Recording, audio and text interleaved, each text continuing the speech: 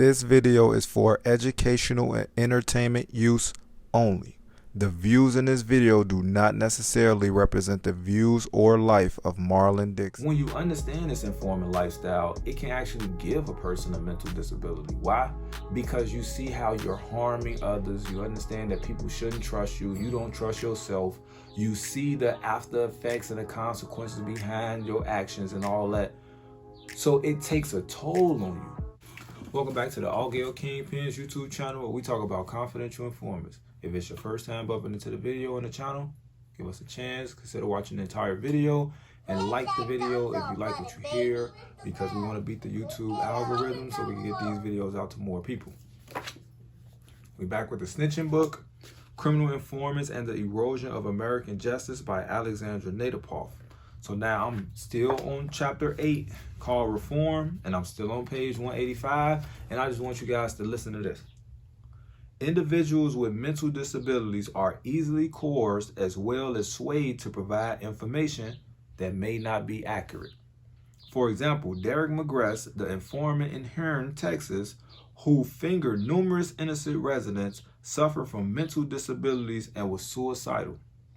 While it may be difficult for police to discern whether potential informants have such disabilities, particularly because mental disability often goes hand in hand with substance abuse, their use should also be curtailed.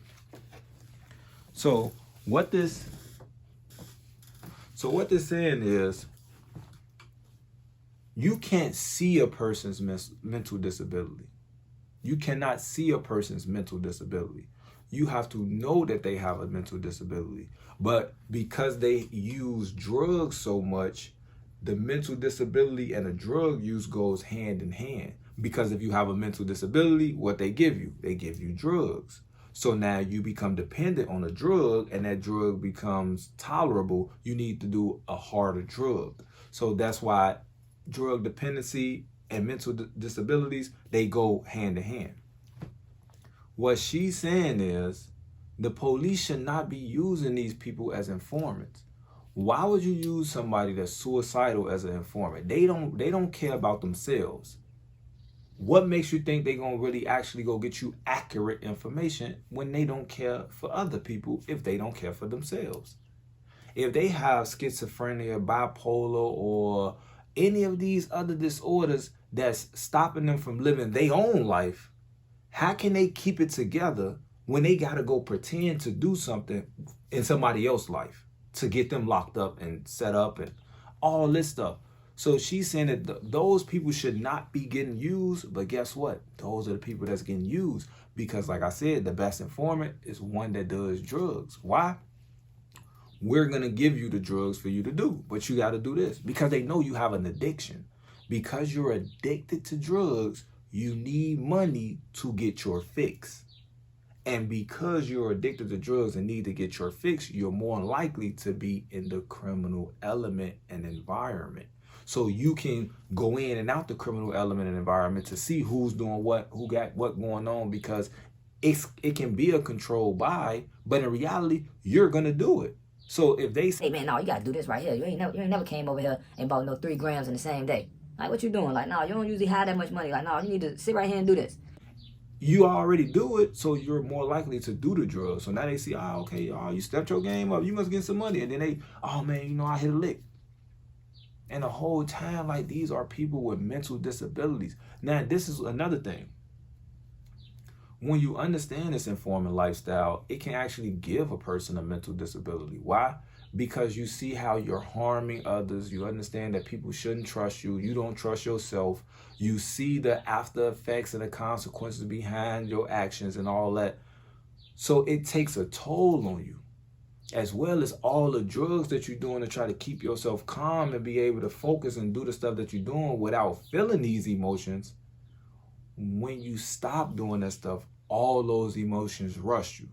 Now your mind is all over the place. Why should I do this? Why did I do that? I should have did this. I can't believe I did that. I caused this death. I caused this family to break up. I caused all this trouble. That starts to fuck with your mental. Now, when you have a mental disability already, let's say let me think of a mental disability. Let's say you bipolar. Let's take bipolar for instance. Bipolar just basically means sometimes they manic, sometimes they depressive.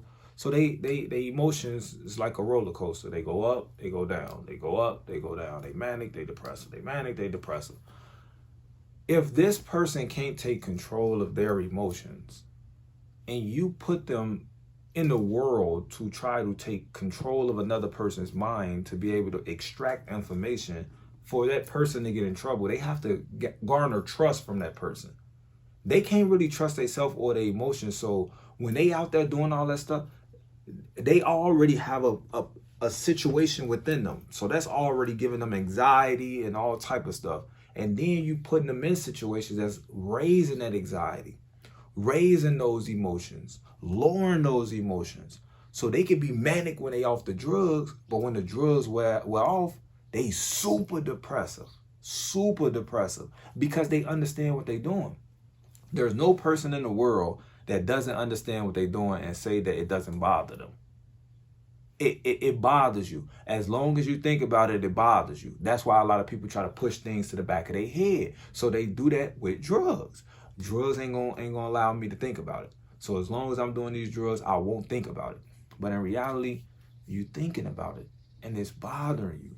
So it's not cool for them to take these people that have, let's say, mental disability to where they literally don't read, they don't know how to write, and they don't understand. Shout out to the real Rick Ross. Think about that. He wasn't a confidential informant.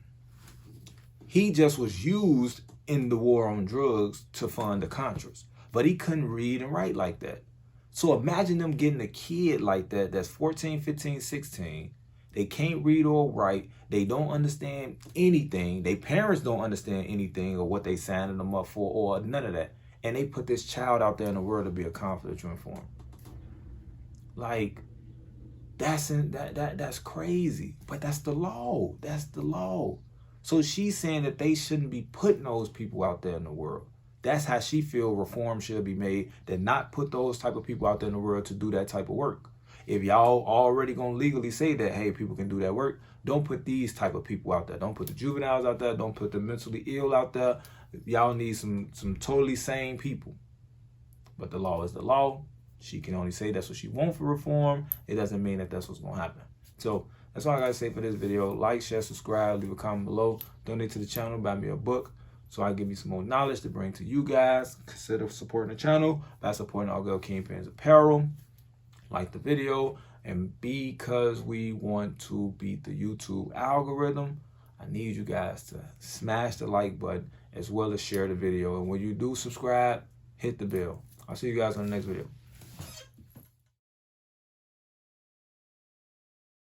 This video is for educational and entertainment use only. The views in this video do not necessarily represent the views or life of Marlon Dixon.